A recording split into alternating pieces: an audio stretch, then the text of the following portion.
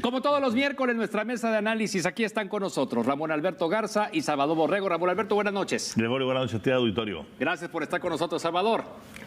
Hola, buenas noches, un gusto. Gracias. Pues platiquemos acerca del más reciente de los capítulos de la crisis política por la que atraviesa el estado de Nuevo León. Pues ahora vemos a Javier Navarro, que yo creo que en esa fotografía todavía no traía la carga fuerte que ha venido enfrentando en las últimas semanas por esta tormenta, ¿no? Que se vino en contra de él, en lo personal, el secretario de gobierno, que el Congreso del Estado, en un hecho inédito, con los votos del PRIAN, aprobó una declaratoria de procedencia, que esto abre la puerta para que sea enjuiciado por un presunto caso de abuso de autoridad por no haber publicado 56 decretos, que él ya se amparó. ¿En qué va esta historia, Ramón? A ver, esta es una historia más de los múltiples frentes que tiene abiertos el gobernador Samuel García con el Congreso y el Congreso que ha abierto para Samuel. Es un tira-tira. A ver, en este caso concreto, Gregorio, yo creo que el caso de Javier Navarro es un tanto cuanto injusto, porque si se revisa bien, no le corresponde a él el 100% de la decisión de que se publique o no se publiquen los decretos. Ahí hay una orden directa del gobernador, ¿sí? El caso diferente es el caso de Félix Arratia, este personaje que estaba en el SAT. El SAT estatal. El SAT estatal, y que básicamente fue directamente con quien estaba haciendo el proceso de la selección del fiscal, Saraí Aranda, y la amenazó públicamente. Hay grabaciones, hay documentación en WhatsApp y demás, y ahí sí va a haber una procedencia de carácter incluso hasta penal por esas amenazas. Pero en el caso de Javier, yo creo que Javier, dicho sea de paso, ha sido de los pocos, si no es que el único elemento que ha estado tratando de negociar cuestiones adentro del gobierno, y creo que ahí se está pasando la mano con la situación, porque ya es, ahora sí, un tira-tira en el cual, si tú ves, por ejemplo, en el caso de Morena, que ya nada más se quedó con una bancada de uno, que es el Waldo, porque la diputada pues, se brincó. Ya renuncia a la bancada, más no a su militancia, según exactamente, ¿no? Pero ojo, esa diputada 28 del bloque nuevo, de este bloque, es la que permite que fue la que completó las dos terceras partes. Entonces, esa parte es muy importante porque ya estamos entrando en el terreno estrictamente de lo político, y yo creo que ambas partes ya están fallando al sentarse. A ver, que haya una semana o 2 semanas o 3 semanas de forcejeos, se entiende, pero que a esas alturas del partido no haya la madurez política en este estado, como Nuevo León, de que el gobernador sigue teniendo la culpa, Gregorio.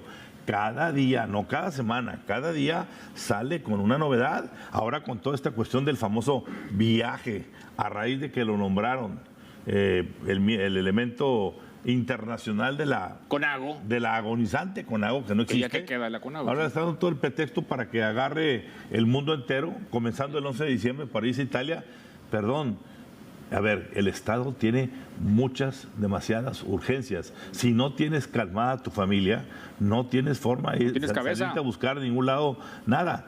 Y por parte del Congreso sí se ve que ya empieza a haber ciertos revanchismos que rayan, como este de Javier, en estar empujando cosas que todos sabemos, ¿verdad?, que no van a terminar resultando. No van a terminar resultando y no va a llegar a nada. Claro. Digo, no es que lo vayan a enjuiciar y que le vayan a dictar alguna prisión preventiva, porque estaba el tema del fuero por ahí también poniéndose sobre la mesa, ¿no? Sí. Salvador, ¿cómo lo ves tú? Bueno, sí, hay cierto tipo de poderes que es mejor no usarlos. Y ahorita lo que estamos viendo es que todos están usando su poder en esta contienda, donde prácticamente los 3 poderes están ahí participando, ¿sí? El Ejecutivo, el Legislativo y Judicial. Y eso pues es importante pues que termine, es importante que le encuentren una solución. No podemos estar como Songo y Borondongo, ¿sí? Borondongo y Bernabé, en aquella canción donde todos se peleaban contra todos. Yo creo pues que urge que encuentren una ruta de salida a eso por el bien de todos, pero estrictamente de todos, ¿sí?, incluyéndolos a ellos. Tenemos, Gregorio, parado el presupuesto. Tenemos el asunto del fiscal. Claro, que ya la Suprema Corte resolvió, Claro. ¿no? Una suspensión. Bueno, una suspensión No frenó que, el proceso, que queda en veremos todo el asunto. Es decir, no se define. Seguimos con el fiscal interino, Claro. Pedro Arce, de aquí hasta que venga la resolución en 9 meses o en un año. Pero la estrategia de seguridad, ¿en dónde queda cuando tienes Así a es. un encargado de despacho y no a un fiscal titular? Ve lo que acaba de pasar esto el día de hoy, cuando se anunció que se había reducido el índice de homicidios y demás. Fíjate que siempre no. Eran estadísticas mal tomadas por un error humano. A ver. Descoordinación. Hay una descoordinación. Entonces, no hay atención en las prioridades del Estado. Y básicamente, si el gobernador, insisto, él se supone que debe ser el líder.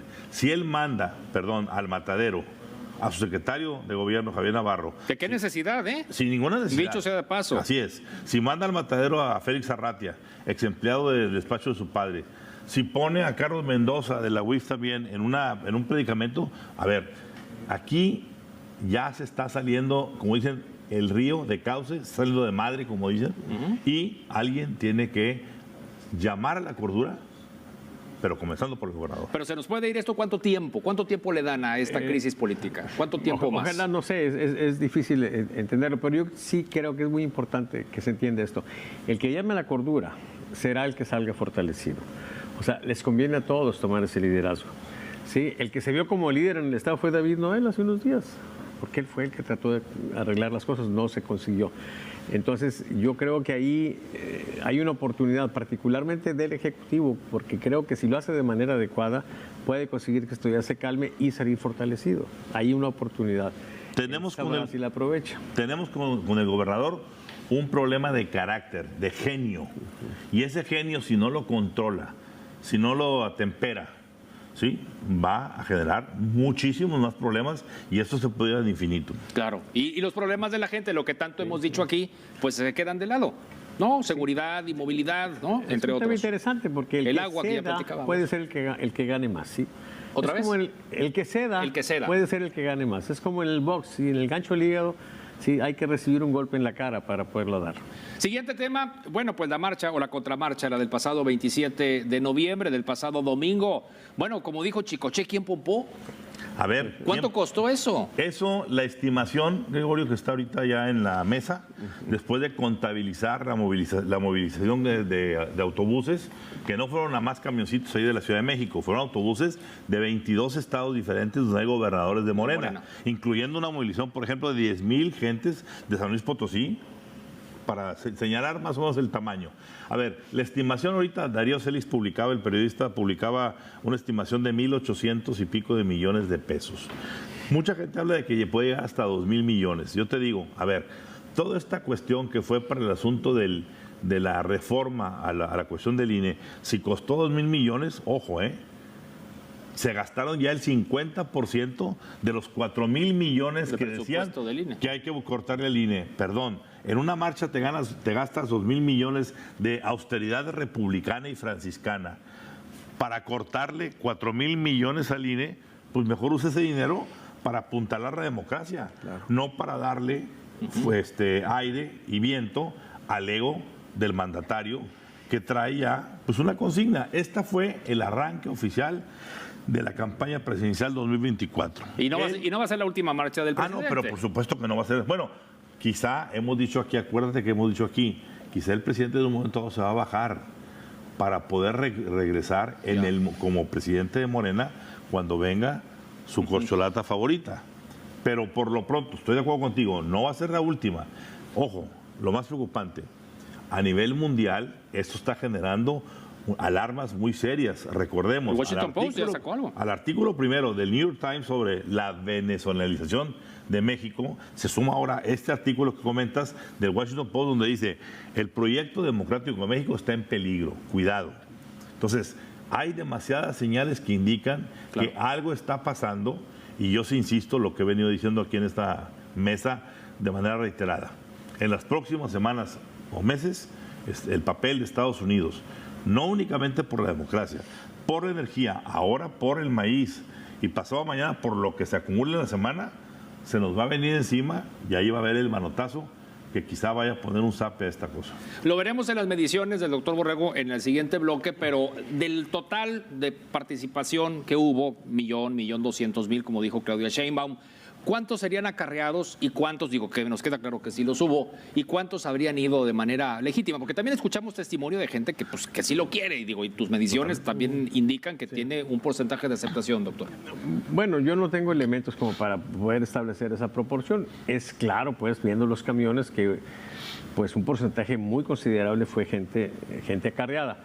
Además, es natural, pues, porque la fortaleza que tiene Morena y el presidente es gente pobre, necesita ser acarreada. Yo no denosto eso, la verdad.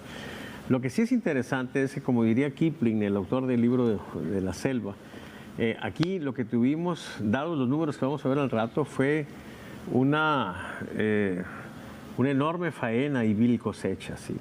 Porque deberíamos de tener alertas positivas en los indicadores del presidente y no se registraron. Subió un poquito, es como alguien que está necesitando un home run para ganar el juego y bueno, dio un gran batazo, pero pues no lo rebasó. O como el partido de México de hoy. O como el partido de hoy. ¿Sí? Nos quedamos Entonces, se puede decir en términos generales ganamos que el partido, todo ese dinero, sí, fue dinero literalmente tirado a la calle, porque ni siquiera le sirvió al presidente para alcanzar los niveles que debió haber alcanzado. Claro. Fíjate que es muy buena tu metáfora, porque en este caso la marcha sí se ganó, pero falta que se gane el partido de 2024, la calificación. La calificación, ¿verdad? Y ahí sí no traemos cuidado. A ver, recordemos algo, Gregorio. Hubo 3 elementos en la marcha. Primero se dijo que era para defender la reforma del INE, del presidente. Cuando el presidente ya se vio derrotado, a ver, recordemos lo que pasa ahorita. La reforma del INE está muerta. Sí. Ni siquiera los morenistas ni siquiera han entró apoyado. votación. Los partidos pro Morena también se retiraron. El presidente mejor pateó el bote con Ignacio Mier, el diputado, diciendo nos vamos a la semana que entra. Cuando ya vio eso, dijo no. Entonces la marcha va a ser para apoyar los 4 años de logros del gobierno de la Cuarta Transformación. Y para darle más brillo y para confundir más, para que creyeran que cierta gente fue a la marcha a apoyar, hicieron el 4º informe para que se juntara con la marcha en el Zócalo. De tal manera que vimos empresarios muy importantes dando cara, pareciendo que estaban en la marcha, cuando lo que estaban haciendo era el informe, que también fue muy cuestionado, pero al margen de eso, una melange muy extraña del presidente, que lo único que reitera es que este gobierno es un gobierno desorganizado, ¿sí?, parcial, y que únicamente va por lo que el presidente pide y exige. Voy a corte comercial y enseguida regresamos. Hay más temas nacionales, las proyecciones, encuestas, monitoreos también del doctor Salvador Borrego. Regresamos, nuestra mesa de análisis aquí en las noticias. Continuamos.